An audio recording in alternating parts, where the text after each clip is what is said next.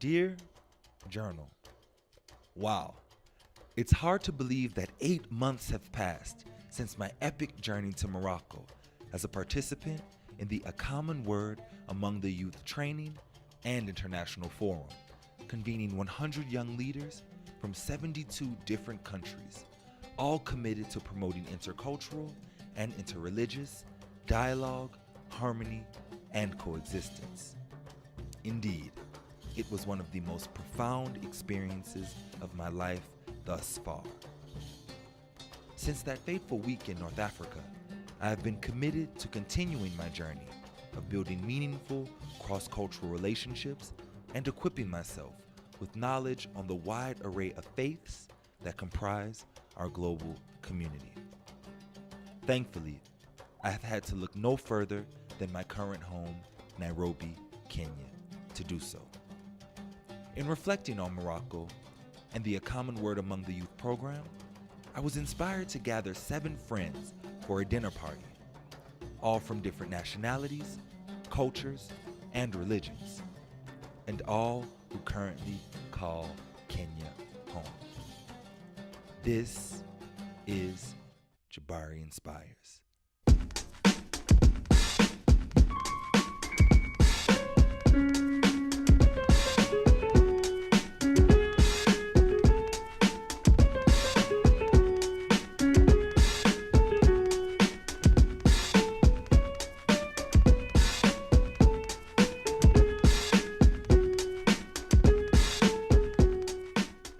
I wholeheartedly believe that true diversity is more aligned with our passions, skills, talents, and interests, as opposed to our skin colors, religious orientations, or nationalities.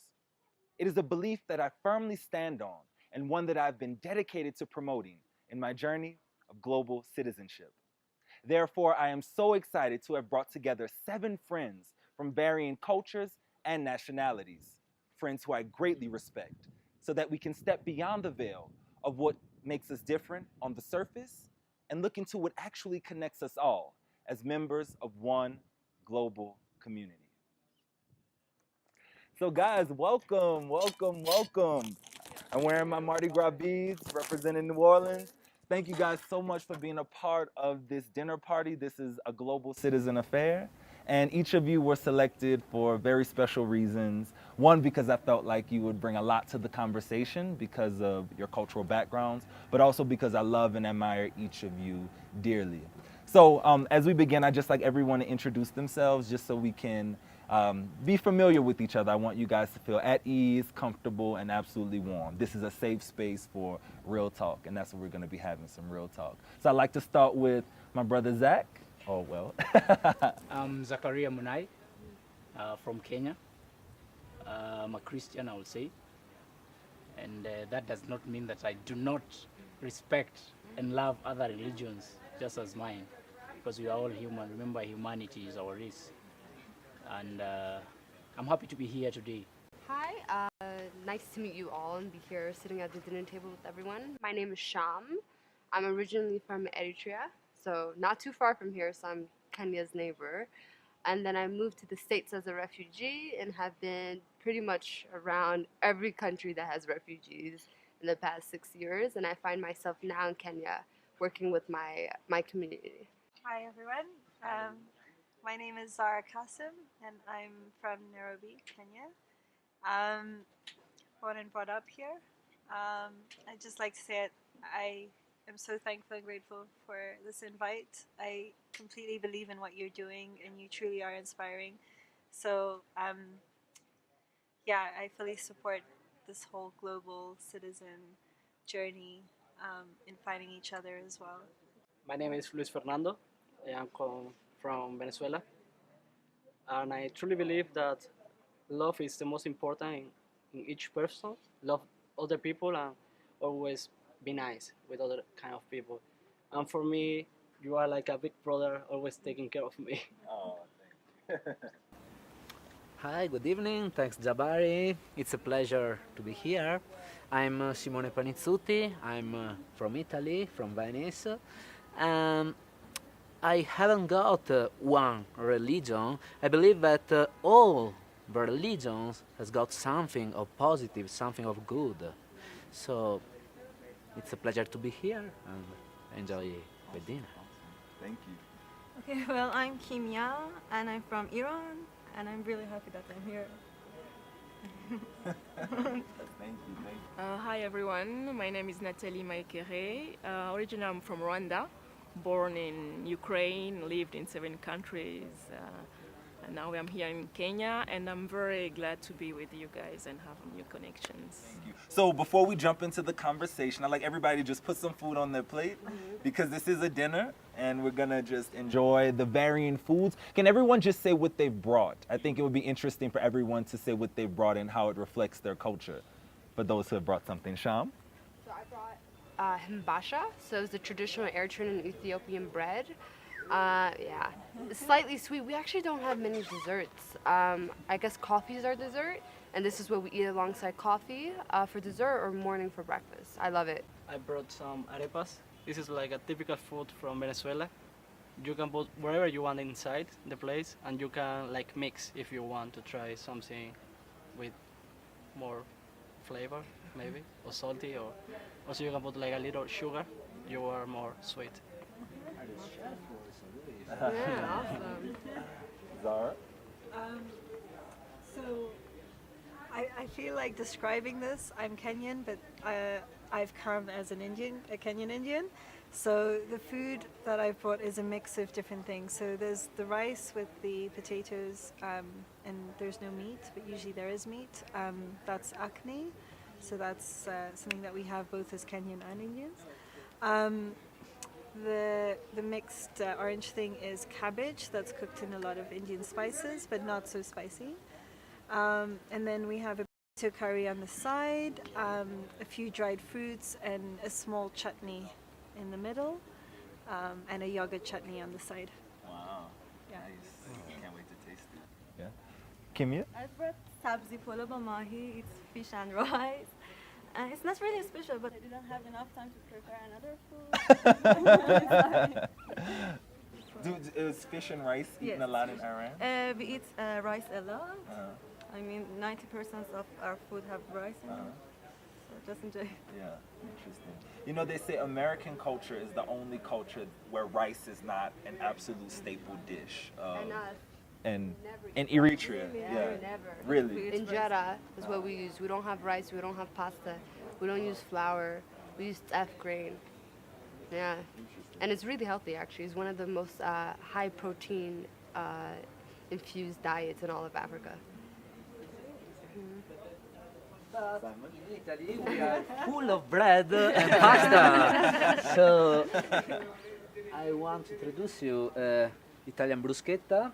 You can get one piece of bread and put over the bread the sauce with tomato, basilico, olives, and capri, and olive oil. And I'm proposing to you a matriciana pasta. This is spaghettis bucatini with a sauce of tomato, basilico, and bacon. Oh, bacon. Yeah. Nice. I love matriciana. Natalie? Well, I brought this small thing. It's called akabanga, which means secret. If you like hot food, you just add some drops, just drops. But it's really good. I'd love to see someone try this. Here, Not in your eye. Zach? Yeah, personally, I actually brought my appetite. And I actually was planning to make New Orleans jambalaya. Yeah. So this is New Orleans jambalaya. Sorry I didn't make it for you guys, but unlike the rest of the U.S., New Orleans is the one place in the U.S. that does have rice as a staple part of the diet. So we eat a lot of red beans and rice, as well as jambalaya, which is, I guess, in terms of comparing it to a Kenyan style food, it's like a pilau. So we'll just sit this here as a reflection of what I was meant to bring, So guys, like I said, we should all just dig into this delicious food, and then I'll let you guys know how the rest of this Global Citizen Affair dinner will unfold. Yeah, thank you guys, thank you.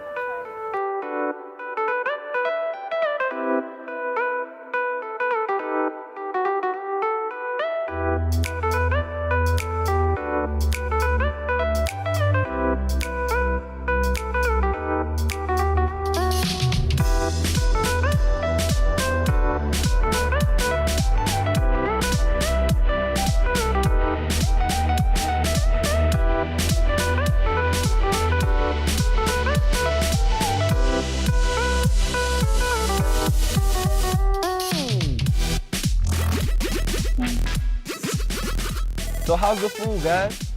Good, good. It's so delicious. Thank you guys for bringing so many great dishes representing your cultures and religions. So I want to kick this off with a little game. A game that will allow us to respond to questions that will just dig deeper into our ideas, thoughts, perspectives, and opinions on culture, misperceptions about other cultures, as well as our ideas on how we as leaders of the global community can make this world a better place. So in this bowl, there are a variety of questions, and I'd like to hand it over to Zach to start first. Zach and I spent the week in Morocco together, which inspired this dinner. So Zach, it's only right that you do the honors and read the inaugural question. Any question, any question. So what are the biggest misperceptions people have about your culture? Yes. And what have we done to demystify them? Yes. Kenyan culture as a whole, in the recent past, if corruption would be a culture, we will say that that is one of the negative picture that has been tainted on the Kenyan face, yeah? That a corrupt nation and all that, and people are doing things to get ends meet, and no one cares who he or she is hurting on her path towards greatness. But we go for it. We are doing what we can to make sure we survive. I'm not bragging, but again, it's my country, so I have to feel that ownership and to be that patriotic I am, you know. We have a very rich culture. We are people with mixed religions. We have Muslims, we have Hindus, we have Christians, yeah. But those do not define us. What defines us is how we relate to one another. How I relate to you, how she relates to me. That is what defines me. But I cannot be defined by my culture or my religion. Sham, how about you take the next question? Language helps to frame a person's thoughts and perspectives. What challenges have you faced interacting with people who speak different languages? If you are not from Kenya, how has navigating society where English, Swahili, and native languages are interchangeably spoken been for you? So I speak 3 languages. I used to speak 4. So my first language was Tigrinya, which is the national language of Eritrea. And when my family and I moved to America, I went through the grueling process of learning English with some very mean kids that made sure to make fun of my accent at every chance possible. But throughout my childhood, my mother never learned English, so I was always very connected to her in our language. And to this day, there are things I can express, feelings I can express in my native language I can never translate into English. I think it's just so important. Like, it really ties you to your community. It really ties you to your people. And I'm not sure if the same is in Kenya, but I think it is. But in Eritrea, your tribe, each tribe has one language, and the name of our tribes corresponds with the name of that language. So a language is your identity, you know? When I say I'm Tigrinya, my tribe is Tigrinya, and I speak Tigrinya. And growing up in the States, as soon as I got there, I was put into ESL classes, and of course that's to gain a skill. But for a large part of my life, I felt like, why did I have to lose my accent? Or why am I forced to do this? So I am professional, so I can succeed or I can achieve a higher career or a better career. And later in my adulthood, I became resentful. I was like, why did I lose my ties to my language, you know? And even now, I'm finding myself studying it more, like I'm trying to read novels. Tigrinya, yeah. I'm having family members tutor me more because I want to speak these languages as well as I speak English. I grew up in a very monolingual society, so there was never really a push to learn another language, and it was traveling that opened me up to the idea that learning other languages was very important. Even though I studied Spanish in university, I never had an opportunity to use it practically. So my first time really seeing the value of using another language was when I lived in Japan for 2 years, and it was literally either I learned this language or I really, lack an experience that would connect me to the people. And even in coming to Kenya, I do want to learn more of the language as well, because I do think language and relationships are the 2 most important things that you can carry with you from any culture or any country that you engage with or interact with. Luis? How different is Kenya if you aren't not from Kenya, from your home country? Well, I come from Venezuela and it's like totally different. parties everywhere. The people is active everywhere. Every day, no matter if Monday, Tuesday, party. Maybe drink with some friends, enjoying the life. The girls. Okay, it's like a bit complicated when you try to go out with people from different countries. For example, I have like too many friends, but they are more like Muslim people, so I can't like go out with them to nightclubs or maybe drink. So I need maybe drink alone or hello, someone want to drink with me, something like that. It's a bit complicated. And also when I came here, I didn't speak English, so it was like a big challenge. Like I used to have so many Chinese friends, and it's like everybody speaking in Chinese, and I was like, yeah, xie. Only that. Xie. Does anyone have anything else to add on to that question? Natalie, you represent so many countries. Whenever I talk about you, I mean, I say you are the global citizen. Country. That's the question, actually. Well, I fell in love with Kenya. That's because it's a place where I feel home. I was born in Ukraine, and I was only black child in the whole city. So everyone. The whole city. Yeah. So yeah, I have the attention everywhere. Like my experience in Japan. 50 Cent, Will Smith. Right? And then we moved to Rwanda, and that was a bit complicated. We had this genocide, so we had to flee, and we have this problem of identity. And then we went to Rwanda, to Belgium, where I stayed for 10 years. And as a black person, I'm still a foreigner there. Everywhere you go, you're still a foreigner. So yeah, that's why I feel like here, I feel home. Nobody asks me where I'm from. Nobody look at me. And I also lived in India and other countries. And name those countries. We need to know. I lived in India, in Mozambique, in Chad, in Burundi. But here, people think I'm Kenyan, and that's when I don't talk, people think I'm Kenyan, and same for me. Yeah. Same for me. Yeah. So. Yesterday, someone said you're Kikuyu with an American accent. And that is one of the beautiful things about Kenya. I think Nairobi is such a dynamic hub, and I'm very passionate about promoting it as this global hub, because people who have never been here don't understand, what it's like on the ground. Zara, your turn.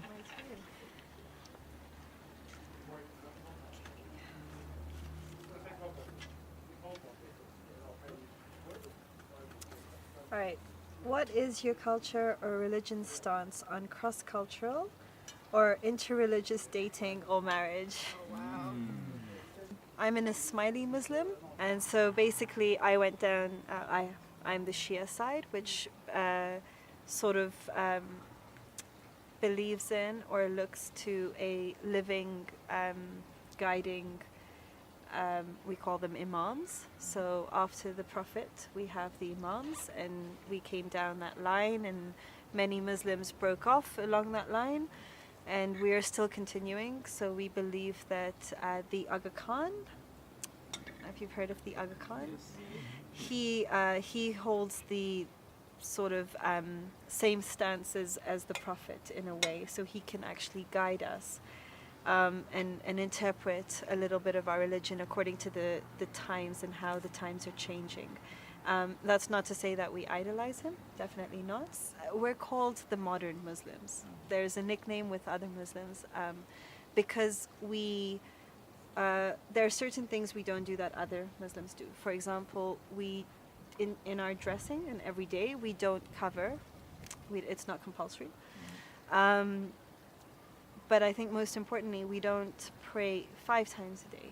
We pray 3 times a day. As a Muslim as a whole, the whole dating scene is something you keep a secret. Especially as a girl in a Muslim family, you keep it a secret. You're not that open about it because obviously sex before marriage is just absolutely unacceptable. So that's not to say people don't do it, or that's not to say you're going to be thoroughly punished or go to hell because of it. I think it's more of a tradition than it is religious. And marriage, of course, is something that it makes you who you are, especially as a woman. I'm in my 30s and I'm not married, and I'm definitely looked down upon a little bit, especially to the older generation, which is very interesting. Saying that, I think, given that we're the modern Muslims, you think that intercultural marriages or interreligious marriages are very much accepted, but there are certain things that are in our traditions, our processes, our cultures that actually show that it's not. So, for example, when we get married, we do a nikah ceremony, which is the religious ceremony. For that to happen, your partner has to be Muslim as well. Otherwise, the sort of the mosque or the religion doesn't recognize that you're married, right? Which shows that your family might be more accepting of it. You might marry someone who's from a different religion. It's accepted in the community. Yes, that's all happening. Even within my own family, my sister married someone from outside the religion. Everything is accepting. But you don't have the legal document. You don't have that identity. And it all comes to that document. But more than that, it comes to the children. The children need permission then to become your religion. It's not automatic. So to get that our equivalent of a baptism, you need the man's permission, the father's permission. So it doesn't matter what the mother is and who she is, but the father must give the permission. And to me, that means that to me is a little bit, we're not moving with what we're thinking we are as modern as we think we are. So I would definitely say the interreligious dating and marriage is definitely frowned upon, but it is happening. Mindsets are changing, but our systems and the ecosystem has not changed as fast as our mindsets have changed. Kimia? No, she said everything. She said everything. Well, you're not Ismaili Muslim. You are. No, I'm Shia and I'm a Jeffries Shia. Jeffries. Yeah. It means that we believe in all 12 imams. Simon, please take us away. White salad. Use some oil. What is your greatest hope for the world? What is your greatest fear for the world?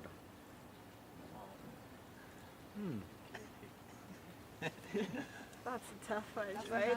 It's like Miss World having to answer. Yeah, no, it's difficult because I wouldn't be a pope, okay? So, and basically, I haven't one religion. But, of course, my greatest hope for world is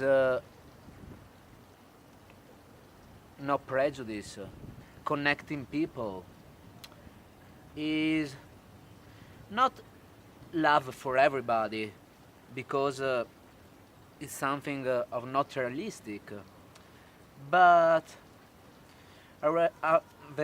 our idea of world is not of a peaceful world. It's not about a world where a person can know and meet another person from different culture so easier. Okay, now we are in Nairobi. And here in Nairobi I'm feeling not like Italian, but like a person of world. And the same feeling, I can't have the same feeling in Italy. In Italy, the idea is that we are full of prejudice about the other. And the idea of world is really closed. And I think that the main role of language is like a door.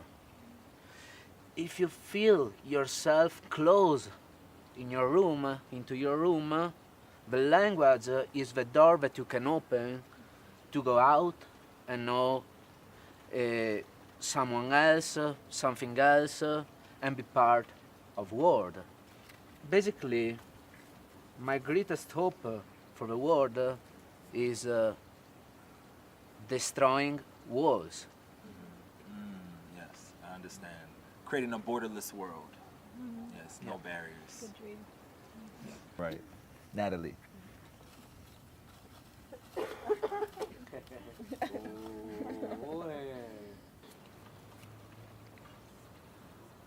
Can you read it? Read it to? If you could immerse yourself in any other culture or religion for a week, what would it be and why? Well, when I was young, I was attracted by the Chinese culture. Really? Yeah, I liked this. I don't know, they have this philosophy. I haven't had any opportunity to go there, but I was also very attracted by this culture of art, martial arts, and yeah, I would like just be like Chinese and go and be and Chinese for a week. Yeah, I'll be Chinese for a week. Luis knows. Yeah, because I don't know that culture actually. Interesting. Yeah, that's all. And the religion, I don't have a religion, and I'm not attracted by a religion. But you don't identify with any religion. no, but yeah, I believe in the universe. I believe that we are all one, and we are all connected. I would say I've become increasingly fascinated with Islam, particularly living in Kenya. I've been able to gain friends, of Islam, of Muslim faith. And it made me realize that growing up in New Orleans, which is a very Catholic city, the only religious diversity I was ever exposed to were Baptist or Protestants or Lutherans. So all my diversity in terms of religion were within the Christian context. And I think that's why the journey to Morocco was so valuable, because I realized how little I knew about people of Jewish faith or agnostics or people of Islamic faith. I would love to spend a week in the life of a Muslim. I don't know, I've always felt this affinity to Muslim countries. Every Muslim country I've traveled to, it's like, oh, Jabbar, it's like a Muslim name. And, it's like, that idea of like, my brother, welcome. It's just a really warm feeling that I've really valued and gained a lot from. And as I've developed friendships with people within the Islam community, it's just been really fascinating to realize how little I know. And it's scary when you realize how little you knew about people or cultures or religions, and how closed off you were from those cultures or faiths. So I think that's what propels want to motivate people to step outside of their comfort zone, because it's really dangerous if you don't know about other cultures or other religions or other faiths and then live in this world as if yours is the best. And I think that's one of the benefits for me living beyond America, is that I'm far removed from this idea that America is the greatest nation, or America is the only place that, if you're American, you should want to live. Honestly speaking, what form of discrimination is your culture most likely to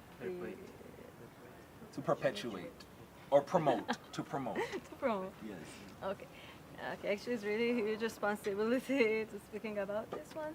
But Iranians are not really racist, but I think our weak point is that when people say we are like Arabic, and we don't like to compare us with Arabic people. Actually, because we are in the Middle East and we are Muslim, they think we are really like Arabics, but we are totally different. And yes, that's it.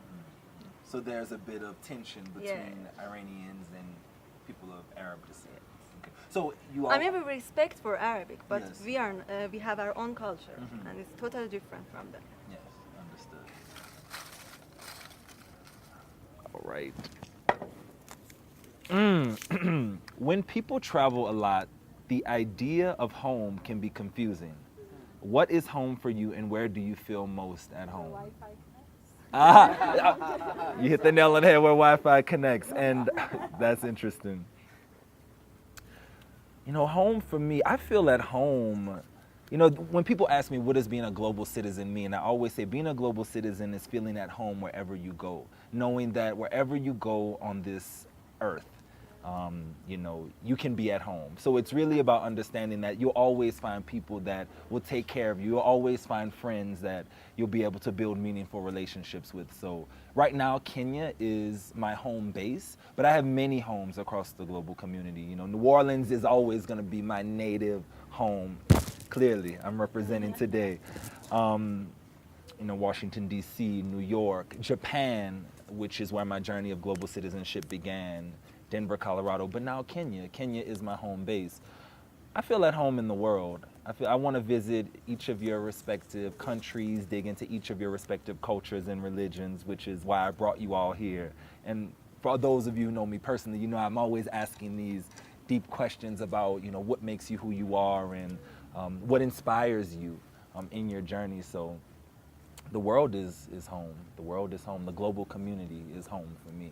I have Yes. a follow-up question. Yes, for you. please. So, as a Black American man, Yes. do you find yourself more or less comfortable with calling the U.S. home at the moment? No, I'm always going to be comfortable with calling the U.S. home because it is. It is. I think that when you look at the types of injustice that are really going on in America, particularly against Black people, particularly against Black men, it's very disheartening and it's almost embarrassing, frustrating, because here I become this ambassador. Like you said, there's this huge responsibility of your culture, whether you want to or not. Even within the context of the current political, you know, situation, the current election, you know, I'm always, even if I'm eavesdropping on a conversation, I always feel the need to insert a knowledgeable perspective about what's going on. So no, I'll always be at home, and as I always say, my ancestors built that country. So it is my country, and nothing, you know, or no one can take that away from me. My hope for America is that it really lives up to being everything that it proclaims. In order to be the greatest nation, it really has to reflect the interest of all the people who call America home, regardless of race, religion, culture, creed, gender orientation. It really has to be that progressive society, and that's what I promote. I promote progression, equality, equity for everyone. I'm so inspired by you guys. Thank you so much for being here. I kid you not when I say each of you inspire me, and I'm motivated by you guys, and it's just so exciting to be a global citizen and to be surrounded by other global citizens. We are truly one. So thank you guys so much. This is the Global Citizen Affair. Make some noise!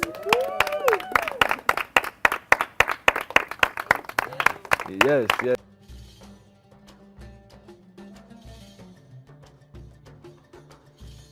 Indeed, if diversity is the art of thinking independently together, then all 8 of us, with our varying skin tones, hair textures, religious beliefs and ideologies, are on the right path.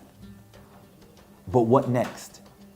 Does our glorious dinner party simply exist as a one-off opportunity to take selfies with those we deem as different? Or does it serve as a catalyst for us to think twice before perpetuating bigoted ideas about members of communities far flung from our own? I challenge you all to step beyond your comfort zones, to connect with people you see as different. For only then will you understand that we are more alike than different, and will the best be surely yet to come. Peace and blessings. My name is Zara Qasim, and I am Kenyan.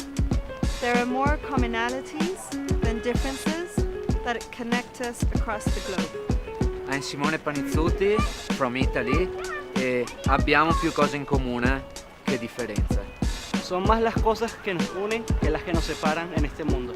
Je m'appelle Nathalie Maïkéré, je suis rwandaise.